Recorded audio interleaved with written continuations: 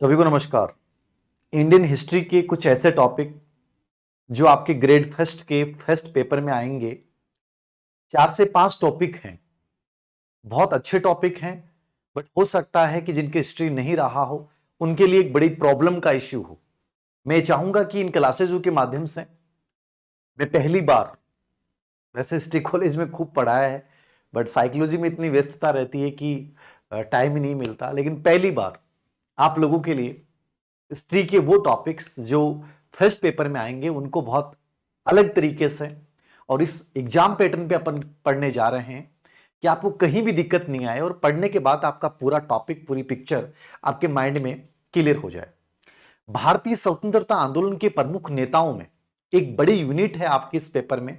वे 3 से 4 topic specially आपको पढ़ने हैं, चाहे मुगल काल और गुप्त काल का जो कला स्थापत्य साहित्य वाला टॉपिक है, फिर भारतीय स्वतंत्रता आंदोलन वाला पूरा हो जाता है। इसमें सभी जो स्वतंत्रता के हीरो हैं, आजाद, भगत सिंह, सुखदेव, गांधी, अंबेडकर, नेहरू, सबके बारे में आपको पढ़ना है। फिर धार्मिक और सामाजिक सुधार आंदोलन है आपका, 1857 का विद्रोह है। तो ये मेन टॉपिक है, लेकिन 5 से 6 प्रश्नों का यहां से आना, मतलब हम कोशिश ये करें कि इसको इतने अच्छे तरीके से पढ़ लें कि उसके बाद हमें दोबारा कुछ नहीं पढ़ना पड़े। आज हमारा पहला बिंदु है विनायक दामोदर सावरकर, एक ऐसे व्यक्ति जो सबसे अधिक कंट्रोवर्शियल हैं, जिनको लेकर सबसे अधिक विवाद है। कोई कहता है कि नहीं ये गलत थे, ठीक है, इन्होंने माफी मांगी अंग्रेजों से, इनको अपन फ्रीडम हीरो फाइटर्स कह ही नहीं सकते।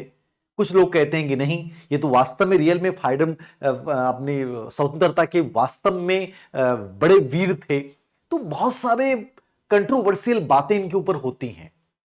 अब इन कंट्रोवर्सी में मैं नहीं जाना चाहूंगा, मैं कंप्लीटली एग्जाम पैटर्न के अकॉर्डिंग बात करूंगा कि क्या विनायक दामोदर सावरकर वास्तव में थे क्या, और इनका भारतीय स्वतंत्रता संघर्ष में वास्तव में योगदान क्या है, और उस योगदान को हम निष्पक्ष रूप से किसी पूर्वाग्रह से रहित होकर पढ़ें।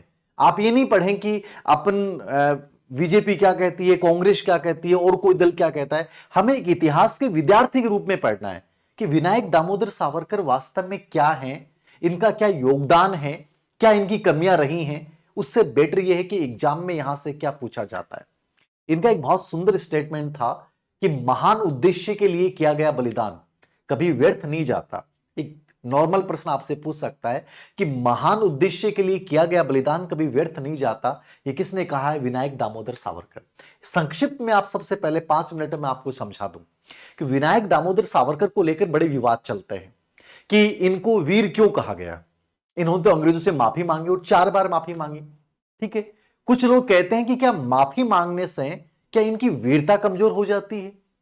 इन्होंने जो संघर्ष किया, जो सेलुलर जेल में यातना भरा जीवन जिया, इस देश की आजादी के लिए लंदन से लेकर भारत तक, नासिक से लेकर लंदन तक, ये जो एक लंबा स्ट्रगल था इनका, क्या वो यूं ही था? क्या कोई योगदान वास्तव में नहीं था? जो मित्र मेला जो संस्था स्थापित की थी, जो अभिनव भारत की संस्था बनी, जिसमें 2 बड़े हत्याकांड हुए, चाहे कर्जन वायली की हत्याकांड हो, चाहे जैक्सन की हत्या हो, इन दोनों में इनका नाम आया जाता है। भारतीय स्वतंत्रता संघर्ष को प्रथम वास्तव में स्वतंत्रता संघर्ष करने वाले पहले व्यक्ति थे विनायक दामोदर सावरकर। तो क्या इनके साथ जस्टिस हुआ है क्या इतिहास में? ये एक बड़ा इश्यू है। खैर, मैं इस पे नहीं जाना चाहूंगा। यहां से जो प्रश्न पूछने का तरीका है एग्जामिनर का, वो 4 से 5 प्रश्न मैंने आरपीएससी के सभी पेपर्स निकाले, हिस्ट्री के सभी पेपर्स देखे, उसके बाद मैंने पूरा गहन अध्ययन करते हुए निष्कर्ष निकाला कि यहां से क्या प्रश्न बन सकते हैं। नॉर्मली आप गाइड में जब इसको पढ़ते हैं विनायक दामोदर सावरकर, बहुत कम मैटर मिलता है। और जब मैंने प्रश्न देखे, आरपीएससी आरएस का एक प्रश्न देखा, तो मुझे लगा कि जिस बच्चे ने विनायक दामोदर सावरकर को बहुत अच्छे तरीके से नहीं पढ़ा है, वो इनके प्रश्न नहीं कर सकता। तो मैं चाहूंगा कि आज इस चैप्टर में बहुत आराम से एक चीज को अपन क्लियर करें कि विनायक दामोदर सावरकर आपको जिंदगी में दोबारा नहीं पढ़ना पड़े। यदि इनके बेसिक परिचय की बात की जाए तो आजकल ऐसे प्रश्न आते नहीं है कि पिता का नाम दामोदर पंत था, माता का नाम राधा बाई था, पत्नी का नाम यमुना बाई था, भाई जो है उनका नाम आपसे पूछ सकता है क्योंकि गणेश सावरकर से बहुत प्रभावित थे।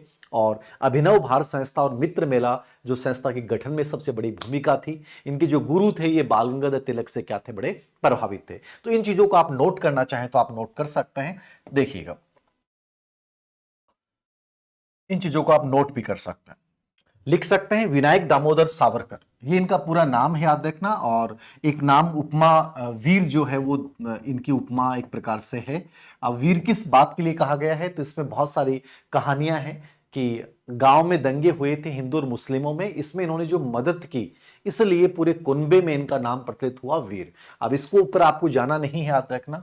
तो वीर विनायक दामोदर सावरकर इनका नाम है।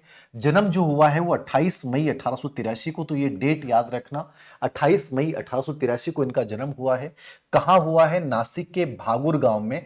अब ये जिला जो है वो याद रखिएगा, नासिक। क्योंकि अभी एक प्रश्न आया था, मैं देख रहा था यूपीएससी का, उसमें एक प्रश्न पूछा गया था कि मित्र मेला या अभिनव भारत जो संस्था थी उसका गठन कहाँ हुआ था। तो ये बहुत इजी सा प्रश्न है। जिसको इनका जन्म स्थान का पता है कि नासिक से बिलोंग करते हैं, तो संभवतः इन्होंने अपनी मातृ जगह ही इस संस्था को स्थापित किया होगा। तो नासिक के भागुर में इनका जन्म हुआ है और नासिक से इनका संबंध है। ठीक है। पिता का नाम है दामोदर पंत है और माता का नाम है राधाबाई। इनके जन्म के 9 वर्ष बाद में ही इनकी माता का देहांत हो गया था और उसके 7 वर्ष बाद में जो है पिता छोड़ के चले गए थे। इसलिए भाई गणेश दामोदर जो सावरकर हैं वो उनका बड़ा योगदान रहा इनको आगे बढ़ाने में, और ये अपना प्रेरणा स्रोत भी इनको मानते थे। इनकी शादी जो है वो यमुना बाई से हुई है, याद रखना। और इस यमुना बाई से शादी की वजह से ही इनका छोटी सी आयु में शादी हो गई थी और फर्ग्यूसन कॉलेज पूना में इनको एक प्रवेश मिला था, याद रखना। ठीक है।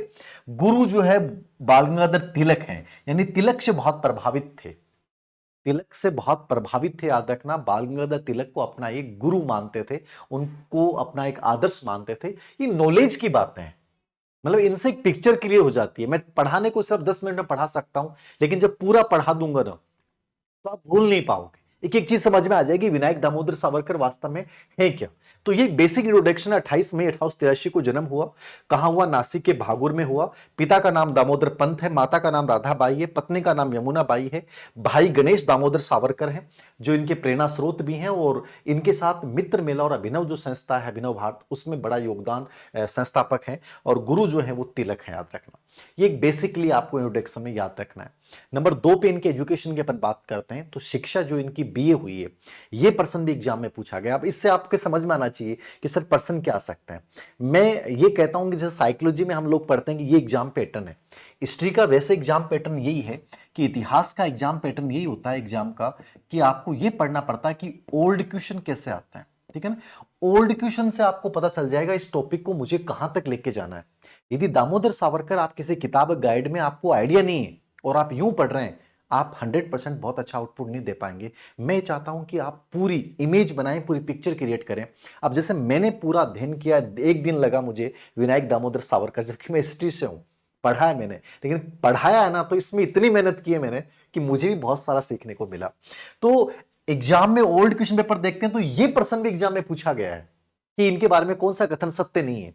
ठीक है। ये हिस्ट्री के नेट पेपर में आया प्रश्न है कि इनकी जो शिक्षा है बीए जो हुई है वो कौन सी कॉलेज से हुई है? Fergusson College. एक कथन आता है आजकल, पेपर आजकल नॉर्मल तो आता नहीं है कि विनायक दामोदर सावरकर का जन्म कहां हुआ? नासिक में। प्रश्न में 4 कथन होंगे। इनका संबंध नासिक से था, इनकी शिक्षा पुणे के फर्ग्यूसन कॉलेज से हुई, इन्होंने जो अपनी लॉ है वो लंदन से की, ग्रेसन कॉलेज से। यद्यपि इनको डिग्री करने के बावजूद इनको डिग्री नहीं दी गई इनकी देशभक्ति की वजह से। तो माइंड में आ जाना चाहिए कि जब फर्ग्यूसन कॉलेज पूछ सकता है शिक्षा में, तो यह भी पूछ सकता है कि लॉ की डिग्री इन्होंने कहां से ली, यद्यपि वो डिग्री दी नहीं गई। यह भी प्रश्न पूछ सकता है कि ऐसे भारत के स्वतंत्रता संघर्ष में ऐसे व्यक्ति कौन थे जिन्होंने लंदन से लॉ किया, लेकिन उनकी देशभक्ति की वजह से उनको लॉ की डिग्री नहीं दी गई। आप सोच सकते हैं ब्रिटिश सरकार का उस समय कितना गंदा रवैया था। ठीक है। तो ये एजुकेशन के बारे में 2 चीजें आपको याद रखनी है। कौन कौन सी, ये देख लीजिएगा।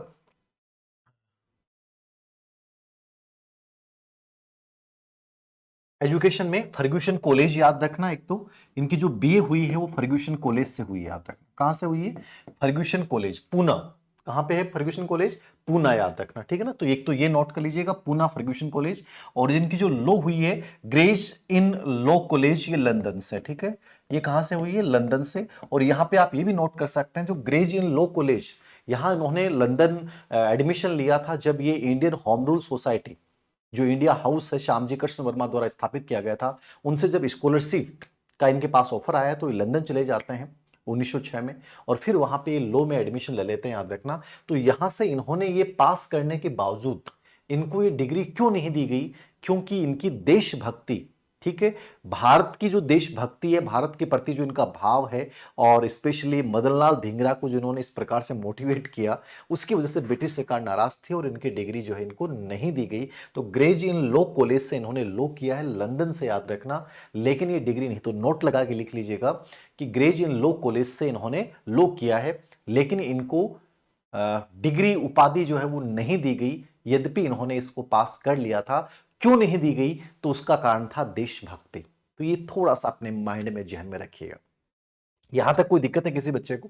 मेरे अकॉर्डिंग कोई दिक्कत नहीं होगी। प्रारंभिक चीजों में यदि अपन पूछें तो अब तक जो मैं बताया है मैंने, उसके अकॉर्डिंग इन पे क्या प्रश्न बन सकता है? Fergusson College, Gray's Inn Law College, याद रखना, ठीक है। और इनका जन्म जो है वो याद रखिएगा कहां पे हुआ है, नासिक से इनका संबंध है, तो हल्की सी वो चीज याद रखना। गणेश दामोदर सावरकर का जरूर याद रखना, पिता और माता का नाम कभी नहीं पूछेगा। ये बाल गंगाधर तिलक से जो है वो प्रभावित है, ये थोड़ा सा आपके जहन में होना चाहिए। तिलक से इतने प्रभावित थे कि तिलक ने जो गणेश उत्सव की परंपरा स्टार्ट की थी, उस गणेश उत्सव को अपने गांव में और अगल बगल के गांव में इन्होंने मनाना शुरू कर दिया। और इतने प्रभावित थे कि जो 1905 में जब भारत बंगाल का विभाजन हुआ, तो बंगाल के विभाजन के दौरान जो विदेशी वस्त्रों की होली जलाने वाला प्रोग्राम था, स्वदेशी वस्त्रों को अपनाने वाला जो प्रोग्राम था, उसमें बढ़ चढ़ के भाग लिया। फर्ग्यूसन कॉलेज में इन्होंने एक विशाल धरना प्रदर्शन का आयोजन किया, जिसमें खुद गंगाधर तिलक भाग लेने आए। इनके लिए बड़ी चीज थी। तो इस वजह से इनको एक बार फर्ग्यूसन कॉलेज से बाहर भी निष्कासित भी किया गया था। ये विदेशी वस्त्रों की होली जलाने की वजह से, याद रखना, धरना प्रदर्शन करने की वजह से फर्ग्यूसन कॉलेज से इनको निष्कासित भी किया गया। ये हल्का सा याद रखना। इसके बाद जो इनकी वास्तविक जो पहला इंपॉर्टेंट जो चीज आपको याद रखनी चाहिए, वो याद रखनी है मित्र मेला। अब मित्र मेला क्या था, आपको सबसे पहले चीज याद रखनी है। इस पे क्या प्रश्न बन सकते हैं, ये जहन में रखिएगा। मित्र मेला एक संस्था है।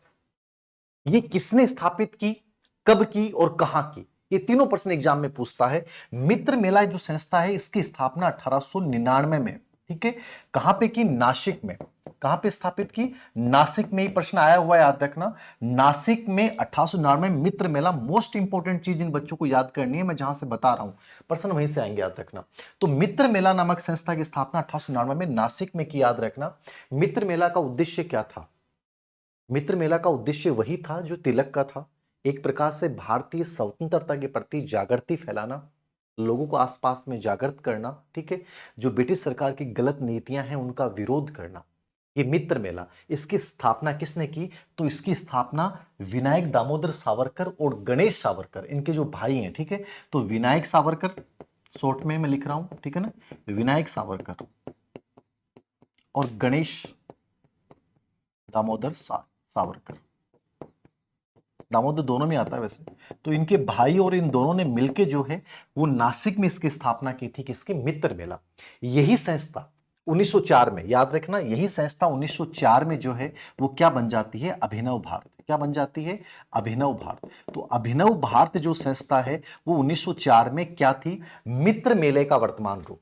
ये याद रखिएगा, ठीक है ना। अभिनव भारत संस्था क्या थी? मित्र मेले का ही वर्तमान रूप थी, और इसकी स्थापना कब हुई थी? 1904। ये दोनों पर्सन मोस्ट इंपोर्टेंट पर्सन है, इनको अच्छे से देख के जाइएगा। मित्र मेला संस्था का गठन कब हुआ? 1899 में। किसने किया? विनायक दामोदर सावरकर। और गणेश सावरकर कौन थे? उनके भाई थे, याद रखना। कहां स्थापित हुई? नासिक में स्थापित हुआ। उद्देश्य वही था, ये सब याद नहीं करना कि वही उद्देश्य जन जागृति फैलाना, याद रखना। और इसने बढ़ चढ़ के भाग लिया, ब्रिटिश सरकार के जो भी प्रोग्राम थे। ये मित्र मेला संस्था ने जब रानी विक्टोरिया की जो है वो मृत्यु हुई, उसकी शोक सभा का आयोजन किया गया, तो इन्होंने बड़ा विरोध किया। क्यों बना रहे हैं हम किसी का शोक सभा? एडवर्ड सप्तम का जब राज्याभिषेक हुआ तो इसे गुलामी दास्ता का प्रतीक कहा, विदेशी जाति के प्रति प्रेम का प्रतीक कहा, कि हम उनका क्यों मना रहे हैं। तो आप ये पूछेंगे मित्र मेला के दो प्रमुख विरोध क्या थे शुरुआत में? तो रानी विक्टोरिया की मृत्यु के बाद जिस शोक सभा का आयोजन किया गया, उस शोक सभा का विरोध किया मित्र मेला संस्था ने, यानी विनायक दामोदर सावरकर और गणेश सावरकर ने। इन्होंने जब एडवर्ड सप्तम का राज्याभिषेक कार्यक्रम हो रहा था तो इसे दास्ता का प्रतीक कहा, इसे विदेशी जातियों के प्रति भक्ति कहा। कि क्या किया जा रहा है, क्यों बना रहे हैं हम किसी व्यक्ति का जो आज हमारे ऊपर राज कर रहे हैं, उनका भारत में क्यों मनाया जा रहा है? क्यों तो रानी विक्टोरिया की शोक सभा आयोजित की गई है, क्यों एडवर्ड सप्तम के राज्याभिषेक को, तो आपसे प्रश्न पूछ सकता है कि एडवर्ड सप्तम के राज्याभिषेक को देशद्रोह का प्रतीक किसने कहा है, विदेशी दासता का प्रतीक किसने कहा है, तो विनायक दामोदर सावरकर ने। तो लिख लेना इस चीज को कि इन्होंने 1901 में, इन्होंने 1901 में रानी विक्टोरिया की मृत्यु, इन्होंने 1901 में रानी विक्टोरिया की मृत्यु पर आयोजित शोक सभा के आयोजन का विरोध किया। 1901 में रानी विक्टोरिया की मृत्यु पर आयोजित शोक सभा का क्या किया, इन्होंने विरोध किया। और जब एडवर्ड सप्तम का राज्याभिषेक हुआ तो इसको इन्होंने दास्ता का क्या कहा, प्रतीक कहा, गुलामी का उत्सव। आप लिख लेना गुलामी का उत्सव। गुलामी का उत्सव किसे कहा इन्होंने, तो गुलामी का उत्सव किसने कहा, एडवर्ड सप्तम। एडवर्ड सप्तम का जो राज्याभिषेक समारोह था, ठीक है ना, एडवर्ड सप्तम का जो राज्याभिषेक समारोह था, इसको इन्होंने क्या कहा, गुलामी का उत्सव। आपसे पूछ सकता है दास्ता का प्रतीक, ठीक है, ये भी पूछ सकता है। विदेशी शासन के प्रति राज्य भक्ति, देशी जाति के प्रति विद्रोह, ऐसे 3-4 इन्होंने नाम लिए। बट ये याद रखना, गुलामी का उत्सव किसको कहा था, एडवर्ड सप्तम के राज्याभिषेक को। किसने, विनायक दामोदर सावरकर ने। तो अब तक जो चीज बताई उसमें समझ में आया क्या, इनकी पहली गतिविधि क्या थी, मित्र मेला नामक संस्था गठन 1899 में नासिक में गणेश सावरकर के साथ मिलकर। और इसके पहले जो विरोध थे वो याद रखना 2 हैं, रानी विक्टोरिया की शोक सभा का आयोजन करना, का विरोध करना, और एडवर्ड सप्तम के राज्याभिषेक को गुलामी का उत्सव कहना, देशी जाति के प्रति विद्रोह कहना, विदेशी जाति के प्रति भक्ति कहना, ये इन्होंने किया, याद रखना। तो ये अभिनव भारत संस्था कब बनी, ये 1904 में अभिनव भारत संस्था जो है वो मित्र मेला का ही रूप था, याद रखना। एक प्रश्न मैं और आपको बता दूं कि जैसे गणेश विनायक दामोदर सावरकर तिलक से प्रभावित थे, वैसे ही विदेश में यदि किसी व्यक्ति से प्रभावित थे, क्योंकि मैं आरएस प्री का पेपर देख रहा था, उसमें एक प्रश्न था कि गणेश विनायक दामोदर सावरकर के बारे में सत्य कथन नहीं है, तो वहां एक बहुत अच्छा प्रश्न था, नॉर्मली गाइडों में इसका उल्लेख नहीं होगा। ये एक व्यक्ति और प्रभावित था, जोसेफ मेजिनी से। जोसेफ मेजिनी, जोसेफ मेजिनी जानते हैं, इटली के हैं, याद रखना। और इन्होंने एक संस्था भी स्थापित की थी, यंग इटली, ठीक है ना, यंग इटली। यंग इटली एक आंदोलन चलाया था, यंग इटली नामक एक संस्था थी। और मेजिनी, जोसेफ मेजिनी जो है, इटली में जैसे स्वतंत्रता आंदोलन एक प्रकार से तरुणाई फैला रहे थे, याद रखना, वैसे ही ये इनसे बहुत प्रभावित हुए। कौन, विनायक दामोदर सावरकर। तो किससे प्रभावित हुए, जोसेफ मेजिनी से। तो आपसे पूछ सकता है कि मित्र मेला या अभिनव भारत संस्था का गठन किससे प्रभावित होकर इन्होंने किया था, तो आपको ये याद रखना है कि जोसेफ मेजिनी की यंग इटली से प्रभावित होकर इन्होंने मित्र मेला और अभिनव भारत संस्था का गठन किया था। अभिनव भारत संस्था क्या है, मित्र मेला का ही बाद का 1904 में रूपांतरित नाम था। तो ये चीज नोट कर लीजिएगा, इंपॉर्टेंट है। आगे ये प्रश्न भी आपसे पूछ सकता है कि जब ये लंदन चले जाते हैं तो मेजिनी की आत्मकथा का इन्होंने अनुवाद किया था। क्या किया था, आत्मकथा का इन्होंने अनुवाद किया था, याद रखना, मराठी में। और यद्यपि ब्रिटिश सरकार ने उस पर प्रतिबंध लगा दिया था, क्योंकि इनका मानना था कि जब मेजिनी को लोग पढ़ेंगे तो उनमें राष्ट्रवादी विचारों का प्रसार होगा। तो मेजिनी की आत्मकथा का अनुवाद इन्होंने क्यों किया, राष्ट्रवादी विचारों को बढ़ाने के लिए। तो ये ऑप्शन में था वहां पे सेम टू सेम कि राष्ट्रवादी विचारों को बढ़ाने के लिए इन्होंने मेजिनी की आत्मकथा का अनुवाद किया, यद्यपि उसका प्रकाशन नहीं हो पाया। लेकिन इनका विचार था कि मेजिनी को जब भारत के लोग पढ़ेंगे तो संभवतः उनमें एक राष्ट्रवाद की एक क्रांति जो है वो जगेगी। तो ये हल्का सा नोट रखिएगा कि जोसेफ मेजिनी से प्रभावित थे, उनकी संस्था यंग इटली से प्रभावित थे, इसकी आत्मकथा का इन्होंने अनुवाद किया है। यदि ब्रिटिश सरकार ने इसके प्रकाशन पर प्रतिबंध लगा दिया था, लेकिन ये मानते थे कि इससे राष्ट्रवादी विचारों का क्या होगा, एक प्रचार प्रसार होगा और भारत में एक जो है वो क्रांति जो है वो जगेगी। तो मेजिनी भी आपके माइंड में आना चाहिए, ठीक है ना, कि भारत, क्योंकि ऐसे प्रश्न बहुत पूछे जाते हैं। तो ये हल्का सा आपको याद रखना है। हो गए यहां तक। 1952 में जो है ये संस्था भंग कर दी गई थी, बाद में भारत की आजादी के बाद, कि आपसे पूछेगा नहीं लेकिन नॉलेज की बात है। 1952 में जो है अभिनव भारत संस्था जो है वो भंग कर दी गई थी। कब भंग की गई थी, 1952 में। एक एक चीज नोट कर लीजिएगा, ये 1952 में अभिनव भारत संस्था क्या कर दी गई थी, भंग कर दी गई थी। तो यहां एक जिक्र आ गया, इसलिए मैंने इसका करवा दिया। अब इनके जीवन का हम आगे की ओर चलते हैं। अब यहां से इनके जीवन की शुरुआत होती है जब ये विदेश यात्रा कहां, लंदन। इनका बीए फर्ग्यूसन कॉलेज से हो जाता है। इनकी जो गतिविधियां थी, भारत बंगाल विभाजन के समय जो इन्होंने आंदोलन का नेतृत्व किया, विदेशी वस्त्रों की जो होलियां जलाई, उससे श्यामजी कृष्ण वर्मा। श्यामजी कृष्ण वर्मा कौन? जिन्होंने फरवरी 1905 में इंडियन होम रूल सोसाइटी की स्थापना की थी लंदन में। इंडियन होम रूल सोसाइटी कौन? जिसको इंडिया हाउस भी कहा जा सकता है। इंडियन होम रूल सोसाइटी की स्थापना किसने की? 18 फरवरी 1905 को श्यामजी कृष्ण वर्मा ने की थी, जिसका उद्देश्य था कि लंदन में इसका कार्य रखा गया और भारत में होम रूल मतलब स्वशासन की स्थापना करना। इसका सदस्य भारतीय हो सकता था और ये स्कॉलरशिप प्रदान करते थे भारत के योग्य युवाओं को कि वो बाहर आकर लंदन में, यूके में शिक्षा प्राप्त कर पाए। तो तिलक को ये स्कॉलरशिप दी गई और तिलक जो है वो 1906 में कहां पहुंचे? लंदन में, इंडियन होम रूल सोसाइटी के इंडिया हाउस में। तो ये थोड़ा सा आपको माइंड में रखना है, तो इसको लिख लीजिएगा, इसको लिख लीजिएगा, ठीक है। लंदन जाना इनका, ये इनके जीवन की बड़ी घटना है। जुलाई 1906 से 3 जुलाई था, बट इतना याद नहीं करना आपको, 1906 याद रखना, ठीक है। क्योंकि अब ये प्रश्न भी एग्जाम में आया हुआ है। इनको स्कॉलरशिप मिली, किसके द्वारा मिली? Indian Home Rule Society. Indian Home Rule Society, अब ये आपके दिमाग में आ जाना चाहिए, इंडियन होम रूल सोसाइटी क्या है। साथ साथ चीजें क्लियर होती जानी चाहिए। इंडियन होम रूल सोसाइटी को आप इंडिया हाउस भी बोल सकते हैं। क्या बोल सकते हैं? इंडिया हाउस भी, इंडिया हाउस भी इसको आप बोल सकते हैं। इंडियन होम रूल सोसाइटी की स्थापना, इंडिया हाउस की स्थापना 18 फरवरी 1905 को, 18 फरवरी 1905 को किसने की थी?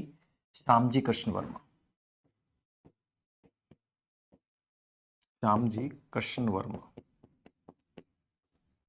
द्वारा की गई थी। यद्यपि इसमें सहयोग जो है वो भिकाजी कामा का भी रहा है, भिकाजी कामा, नोरोजी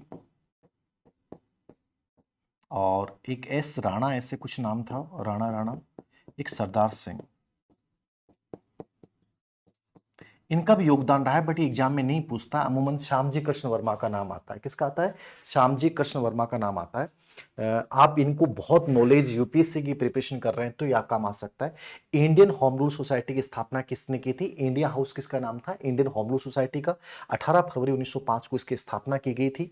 श्यामजी कृष्ण वर्मा, ये इंपॉर्टेंट है, याद रखना, श्यामजी कृष्ण वर्मा ने इसकी स्थापना की थी और इसी इंडियन होम रूल सोसाइटी के द्वारा इनको स्कॉलरशिप फेलोशिप दी गई।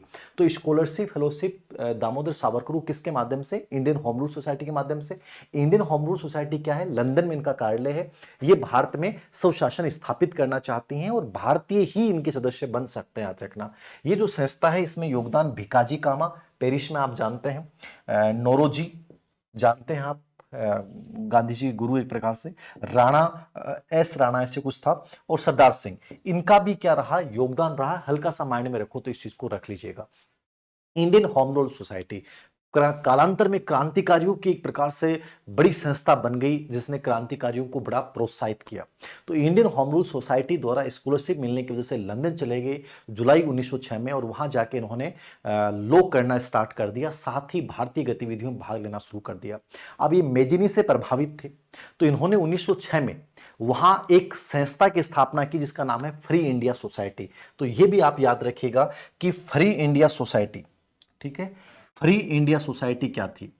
फ्री इंडिया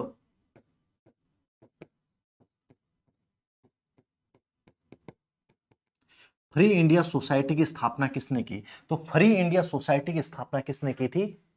विनायक दामोदर सावरकर ने मेजिनी से प्रभावित होकर 1906 में लंदन में एक प्रकार से इन्होंने फ्री इंडिया सोसाइटी जो है उसकी स्थापना कर दी। सोसाइटी 1906 में इन्होंने इसकी स्थापना की, किसकी? Free India society. तो ये प्रश्न पूछ सकता है, फ्री इंडिया सोसाइटी की स्थापना किसने की थी? विनायक दामोदर सावरकर ने स्थापना की थी 1906 में, और इसका कार्यालय कहां रखा गया? लंदन ही रखा गया। कहां रखा गया? लंदन रखा गया। इसमें क्या होता था? भारतीय जो स्वतंत्रता के मुद्दे हैं उनके ऊपर बड़ा विचार विमर्श होता था, और मदनलाल धींगरा जो है ना वो इनसे यही प्रभावित हुए, याद रखना। इन्होंने 1907 में क्या हुआ कि जो 1857 का विद्रोह था, इसका स्वर्ण जयंती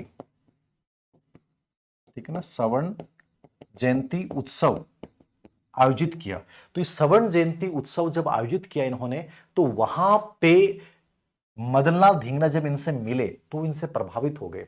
अब मदनलाल धींगरा का उद्देश्य तो वैसे पहले से ही क्लियर था कि करजन वायली जो भारत में बड़ा दुष्प्रचारित था, जो अपनी अमानवीय दंडों के कारण, तो यहां दामोदर सावरकर से मिलने के बाद वो और मोटिवेट हो गए।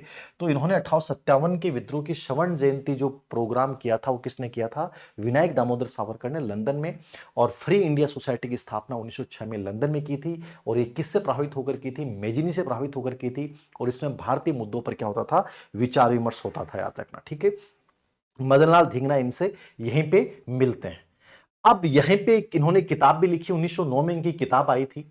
ये प्रश्न भी बहुत बार पूछा गया है, ठीक है, the Indian war of independence, ठीक है।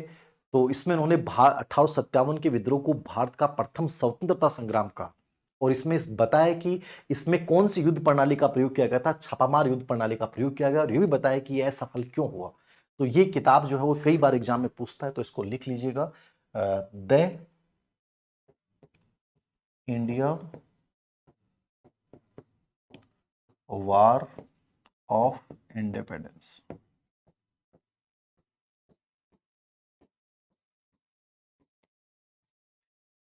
The India war of independence, ये जो है इस किताब में इन्होंने 1857 के विद्रोह को भारत का प्रथम स्वतंत्रता संग्राम कहा है, और युद्ध में प्रयोग की गई छापामार युद्ध प्रणाली के बारे में। देखो पहले इतने डिप्ड प्रश्न नहीं आते थे, बट आजकल आने लग गए कि इसमें उन्होंने किसके बारे में जिक्र किया है, तो लिख लेना। इस किताब में, इस किताब में इन्होंने 1857 के विद्रोह को, इस किताब में इन्होंने 1857 के विद्रोह को भारत का प्रथम स्वतंत्रता संग्राम कहते हुए, इस किताब में the India war of independence में 1857 के विद्रोह को भारत का प्रथम स्वतंत्रता संग्राम कहते हुए छापामार युद्ध प्रणाली का उल्लेख किया है। इसका उल्लेख किया है छापामार युद्ध प्रणाली का। ये किताब 1909 में प्रकाशित हुई थी, यद्यपि ब्रिटिश सरकार ने इस पर प्रतिबंध लगा दिया था, तो ये पहुंच नहीं पाई। इन्होंने द ग्रेव वार्निंग पंपलेट भी प्रकाशित करवाए थे, जब ये किताब प्रकाशित नहीं हो पाई, मतलब वहां पहुंच नहीं पाई। तो इस किताब में इन्होंने क्या किया है? 1857 के विद्रोह को भारत का प्रथम स्वतंत्रता संग्राम कहा है। तो ये किताब जो है, और किताब भी बहुत सारी लिखी है इन्होंने, 38 से अधिक किताबें लिखी हैं, बट ये किताब जरूर याद रखना।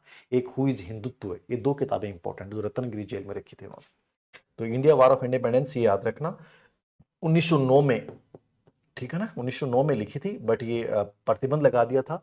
और फिर एक grave warning pamphlet, grave warning,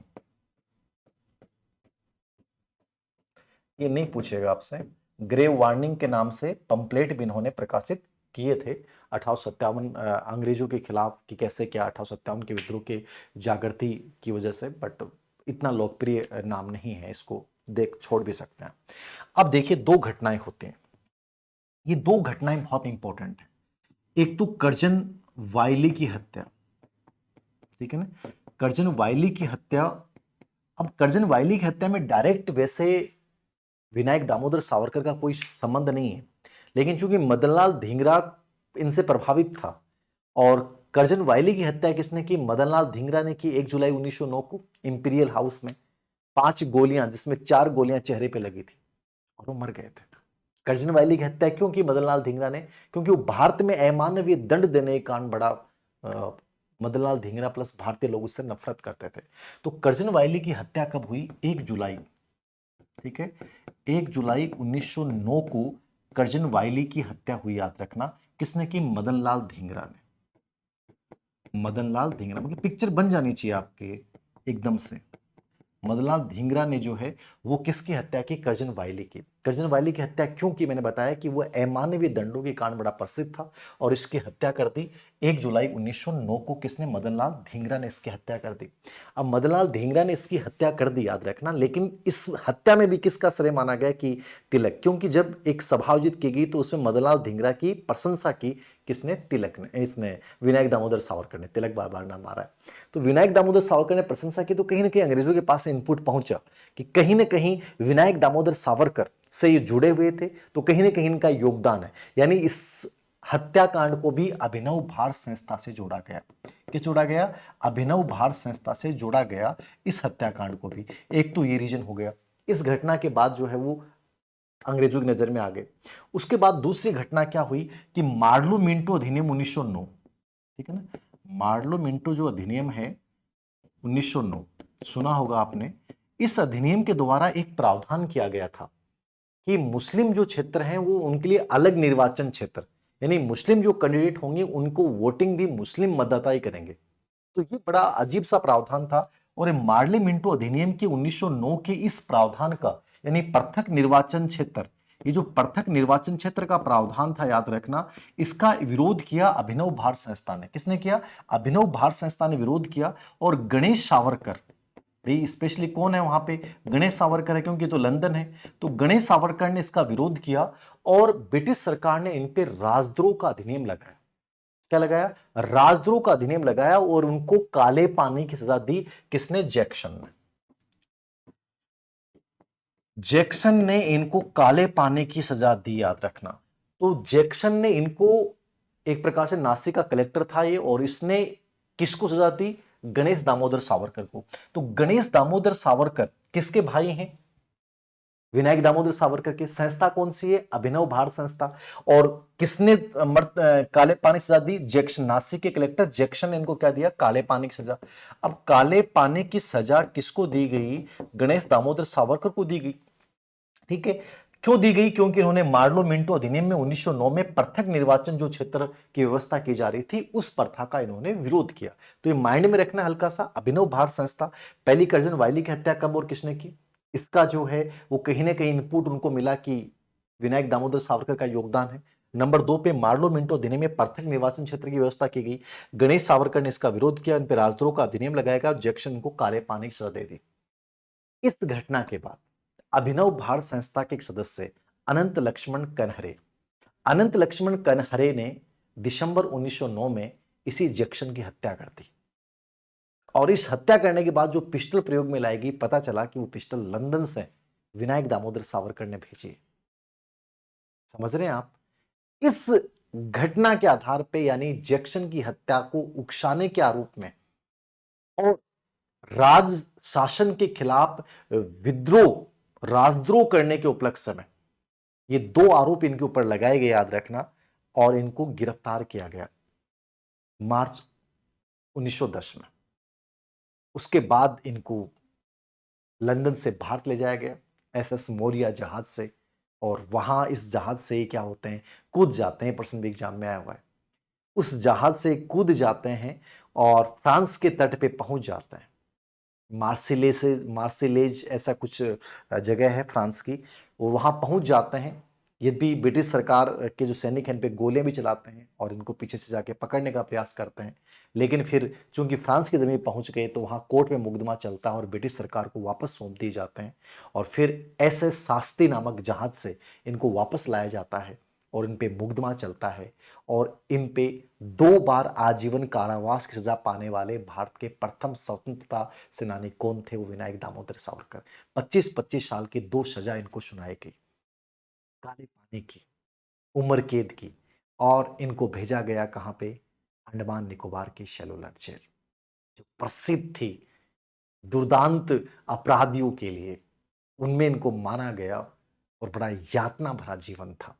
काला पानी क्या है ये भी मैं समझाऊंगा। उससे पहले यहां तक आप लोगों ने लिख लिया होगा, पृथक निर्वाचन क्षेत्रों को लेकर गणेश सावरकर को काले पानी की सजा और जैक्सन ने सुनाई। किसने सुनाई? जैक्सन ने सुनाई। ये आपको याद रखना है। क्या रखना है? याद रखना। अनंत लक्ष्मण कनहरे, ये भी याद रखना। इस घटना के बाद अनंत लक्ष्मण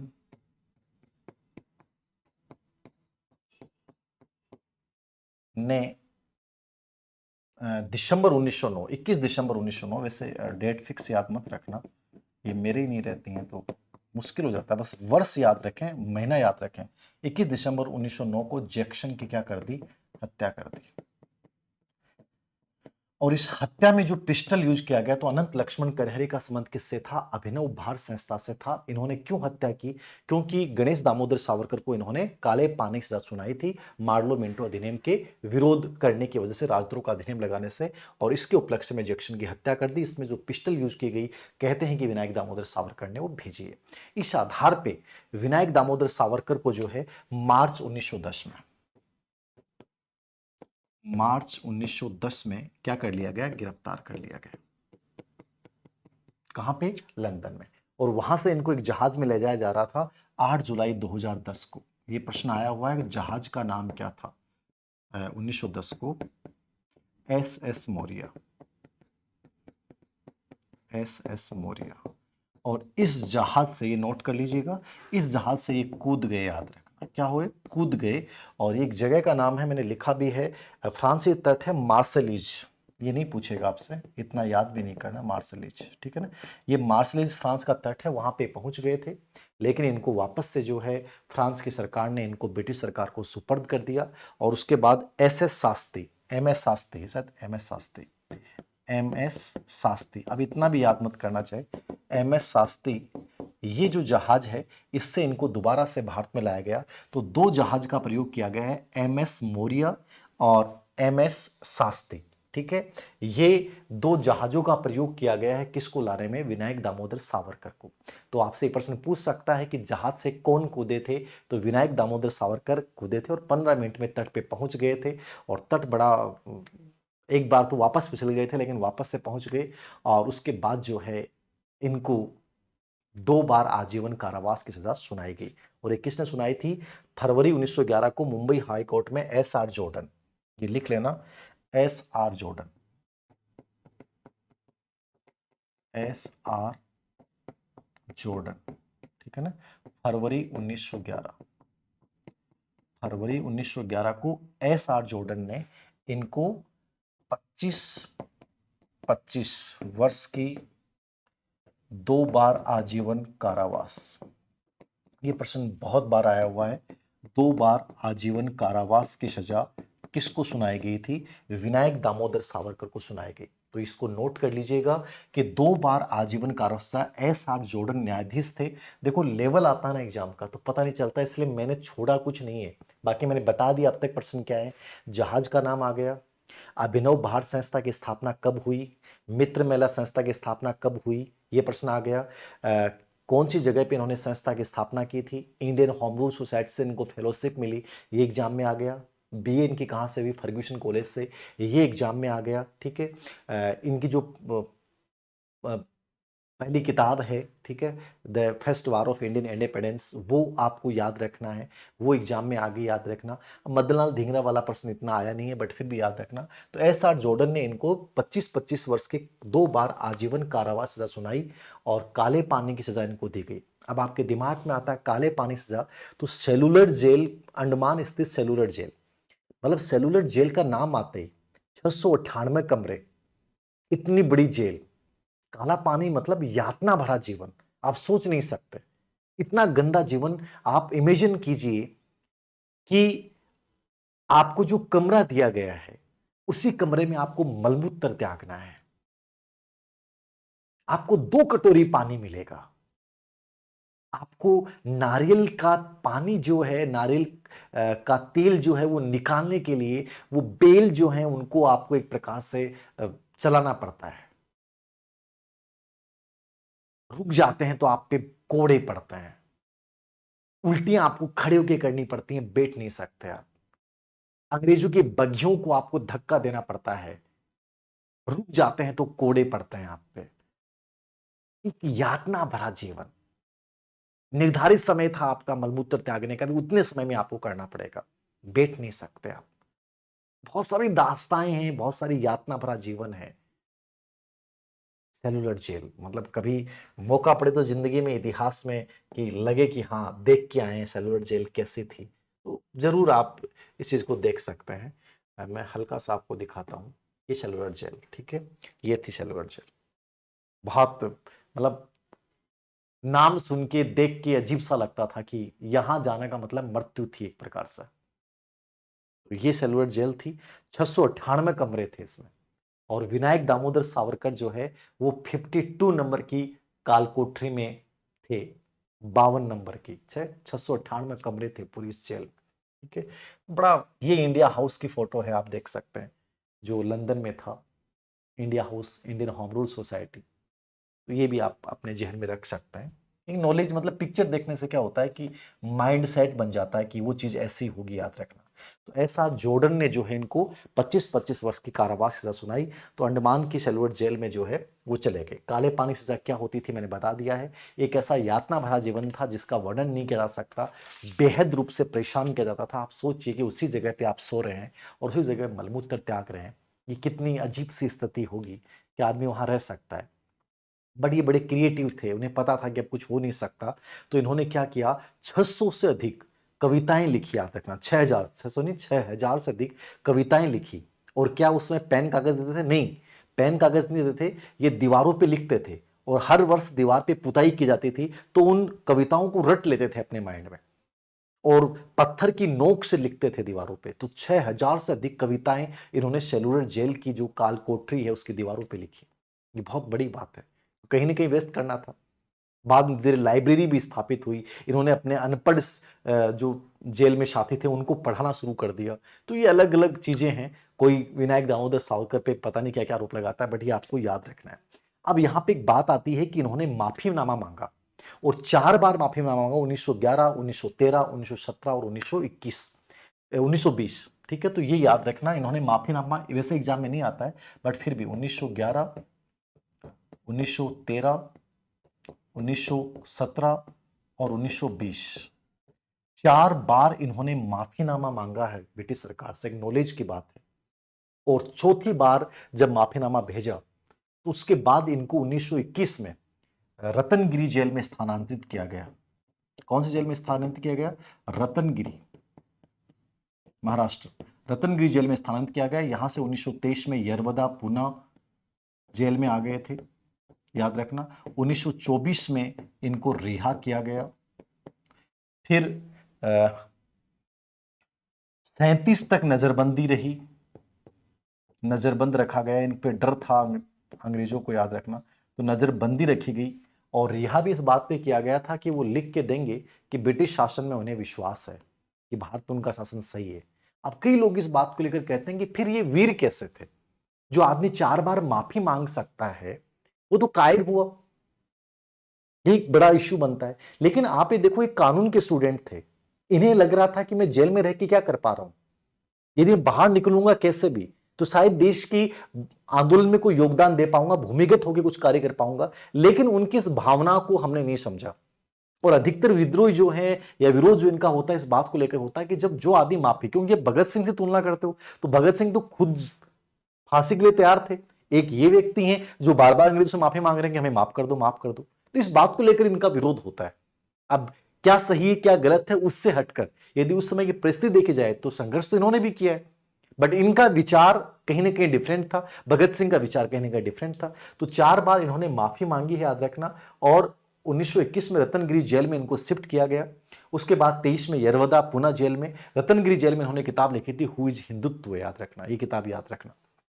1924 में रिहा कर दिए गए। 24 से 37 तक ये जो है नजरबंद रहे। क्या रहे? 24 तक नजरबंद रहे। और 1937 से 1943 तक, 1937 से 43 तक हिंदू महासभा के अध्यक्ष रहे। अब इस बात को लेकर बहुत सारे विद्रोही इनके ऊपर आरोप लगाते हैं कि हिंदू महासभा भारत की प्रथम हिंदू की संस्था थी जिसकी स्थापना 1907 में हुई थी। किसकी स्थापना? हिंदू महासभा की स्थापना 1907 में हुई थी, याद रखना। तो 37 से 43 तक हिंदू महासभा के अध्यक्ष रहे। अब इसी हिंदू महासभा के अध्यक्ष रहने के कारण जब 1948 में गांधी जी की हत्या होती है, बड़ा आरोप इन पे लगाया जाता है कि गांधी जी की जो हत्या होती है उस गांधी जी की हत्या किसने की? नाथूराम गोडसे ने। तो इस बात का आरोप लगाया जाता है कि नाथूराम गोडसे भी हिंदू महासभा से जुड़े हुए थे। इस आधार पर 1948 में जब गांधी जी की हत्या होती है तो ये दूसरा इनके ऊपर कंट्रोवर्शियल जो आरोप लगाया जाता है कि गांधी जी की हत्या में इनका योगदान था। इस आधार पर इनको गिरफ्तार भी किया गया, लेकिन सबूत ना मिलने की वजह से इनको बाद में रिहा कर दिया गया, विनायक दामोदर सावरकर को। तो ये इनका जीवन था। फिर आजादी भारत को मिल जाती है 1 फरवरी 1966 को इन्होंने इच्छा मृत्यु मांगी। याद रखना, ये प्रश्न पूछ सकता है, इच्छा मृत्यु को मांगने वाला स्वतंत्रता सेनानी कौन था? तो इन्होंने इच्छा मृत्यु मांगी और इन्होंने खाना पीना दवाइयां बंद कर दी और 26 फरवरी 1966 को इनकी मृत्यु हो जाती है। इनका मत था कि उनको जलाया जाए, लेकिन जो 13 दिन की जो शोक सभा आयोजित की जाती है वो नहीं की जाए, याद रखना। तो इनको जलाया गया। 13 दिन की शोक सभा को लेकर इन्होंने कहा था। यद्यपि इन्होंने हिंदुओं की जाति प्रथा का भी आलोचना की है। तो ये विनायक दामोदर सावरकर थे। पूरा याद नहीं हो, शॉर्ट स्वीट आपको क्या चीज देखनी है। विनायक दामोदर सावरकर का जन्म, ठीक है, भाई का नाम गुरु तिलक, विदेश में मेजिनी, मित्र मेला नामक संस्था, फर्ग्यूसन कॉलेज से इनकी बीए एजुकेशन हुई है, अभिनव भारत नामक संस्था, इस संस्था के दौरान उनके किए गए कार्य, लंदन में इंडियन होम रूल सोसाइटी के तहत स्कॉलरशिप प्राप्त करके वहां जाना, वहां पे भारतीय स्वतंत्रता संघर्ष जो है उसका एक प्रकार से क्या करना, स्वर्ण जयंती का आयोजन करना, वो आपको याद रखना है। और स्पेशली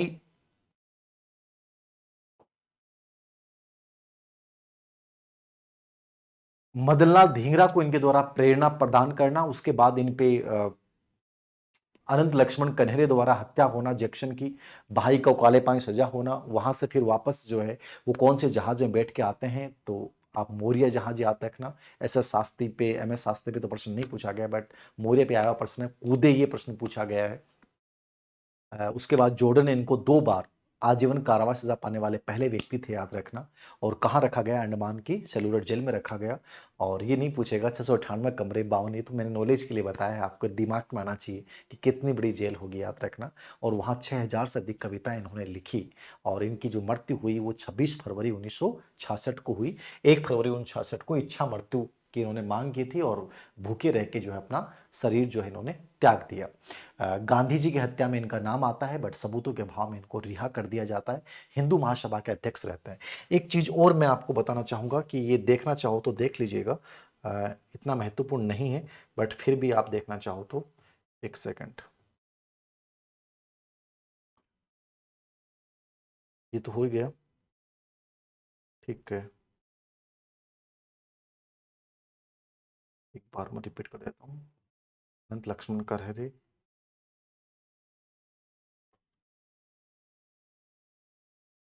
हाँ ये देख लेना थोड़ा सा आप। इनकी जो पुस्तकें हैं उनमें एक तो हु इज हिंदुत्व है। हिंदुत्व क्या है, 1923 में किताब लिखी थी रतनगिरी जेल में, और इन्होंने कहा था कि हिंदुत्व, हिंदू कौन है? जो हिंदुस्तान के जन्म में भी पैदा होता है वो हिंदू है। जैन, सिख और बौद्ध को भी इन्होंने हिंदुत्व कहा था। तो ये किताब जरूर आपसे पूछ सकता है। और वो जो मैंने बताई थी India, the war of independence, ठीक है। इसके अलावा इन्होंने हिंदू पद पातशाही ये किताब लिखी थी 1925 में, ये चाहे आप छोड़ देना। भारतीय इतिहास के 6 स्वर्णिम पृष्ठ, ठीक है, ये किताब भी इन्होंने लिखी है, इनकी मेन किताबें हैं, ठीक है ना। हु इज हिंदुत्व, हिंदू पद पातशाही, भारतीय इतिहास के स्वर्णिम पृष्ठ, माई ट्रांसपोर्टेशन फॉर लाइफ, ठीक है, माई ट्रांसपोर्टेशन फॉर लाइफ, हिंदू राष्ट्र दर्शन 1949, ये इनकी कुछ किताबें हैं। तो इसमें आप पूरा भी याद नहीं करो तो ये किताब जरूर देख के जाना, ठीक है ना। The Indian war of independence, एक तो वो याद कर लेना, एक हु इज हिंदुत्व ये याद कर लेना, ठीक है। हिंदू राष्ट्र दर्शन, माई ट्रांसपोर्टेशन फॉर लाइफ, भारतीय इतिहास के 6 स्वर्णिम पृष्ठ और हिंदू पद पातशाही। और एन इको फ्रॉम अंडमान, ये किताब भी इन्होंने वहां पे लिखी है जेल के अंतर्गत, एन इको फ्रॉम अंडमान। कविता संग्रह में इनकी जो प्रसिद्ध है वो जंगली फूल है। यदि आपको एक ही याद रखना कविता संग्रह, जंगली फूल कविता इनकी प्रसिद्ध रही है। इसके अलावा कमला, गोमांतक, सप्तऋषि, वीरो उच्छ्वास, ऑन डेथ लैंड और महासागर, ये मतलब कंप्लीट नॉलेज आपको लेना है कि प्रश्न गलत विनायक दामोदर सावरकर पे प्रश्न आ जाए तो बाहर नहीं आना चाहिए। तो आप पूरा याद कर लें। बाकी स्मार्ट स्टडी कहती है कि जंगली फूल याद करो और हु इज हिंदुत्व ये याद करो, और जो 1857 के विद्रोह पे जो किताब लिखी है वो याद करो। बाकी इनकी जो संस्था है और इंडियन होम रूल सोसाइटी वाला, इनके एजुकेशन, उनको देख जाइए, उसके बाद कोई प्रश्न बाहर नहीं आएगा। इनके जो भी प्रश्न होंगे वो मैं टेस्ट सीरीज के माध्यम से आपको कंप्लीटली करवा दूंगा। तो मेरे अकॉर्डिंग विनायक दामोदर सावरकर को पढ़ लिया है, क्योंकि टाइम है तो अच्छे से कवर कर लो। जो मैंने पढ़ा है इसके बाद आपको कुछ भी नहीं देखना। Thank you very much.